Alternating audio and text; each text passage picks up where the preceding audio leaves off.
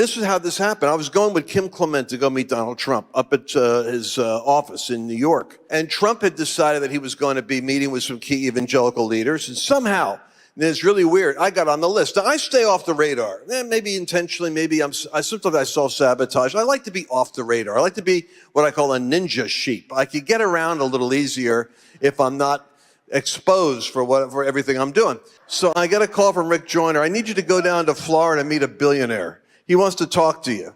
I go, Rick, but Rick can do that. Rick and Clement can pull that on me. It's like, go get on a plane and go do something. It's crazy. It's like, all right. So I get on a plane.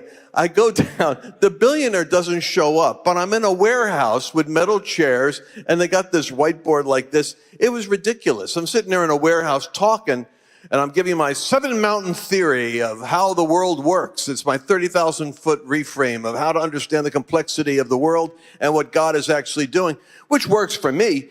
And I'm explaining it to them. And when it's all over, I'm flying home. Couldn't find the billionaire. And I'm saying the devil gets in a seat next to me and says, what are you doing with your life?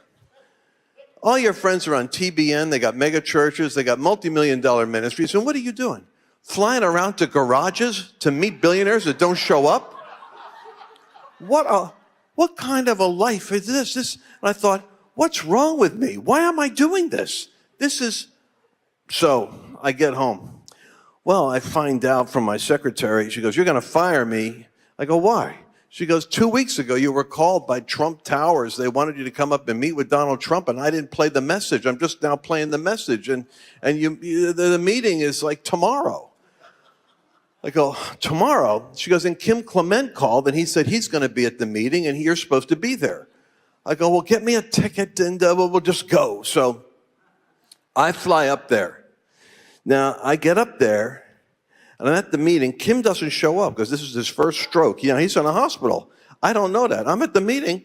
I get there, and there's Kenneth Copeland and Paula White and Jan Crouch and Jeremiah this and this TV preacher that, and all the mega church preachers and stuff, and I'm looking at him, and I go up to the guy at the elevator who has a clipboard, and I'm feeling a little bit like out of my element. I'm going, these are all like famous. I could see Trump wants to meet influential evangelicals, so these are all the TV preachers and mega church pastors. I am not any of them. And I go to the guy at the elevator, and I go, excuse me, is my name on that list? He goes, doesn't even look down at the list. He goes, yeah, your name's on the list. I'm thinking, how could the security guy at the elevator know my name? So I said, it's Wallnau, W. He goes, I know who you are. I know who you are because I put you on the list. I'm the guy responsible for inviting people. I said, well, how do you know me? He said, well, it's kind of weird, but there was this garage meeting in Florida. And it was the weirdest thing. God told me to go. I didn't even know why I was going. I'm sitting there in these metal chairs, and you're there with a whiteboard. And while you were there, God told me, you're going to put him in front of Donald Trump.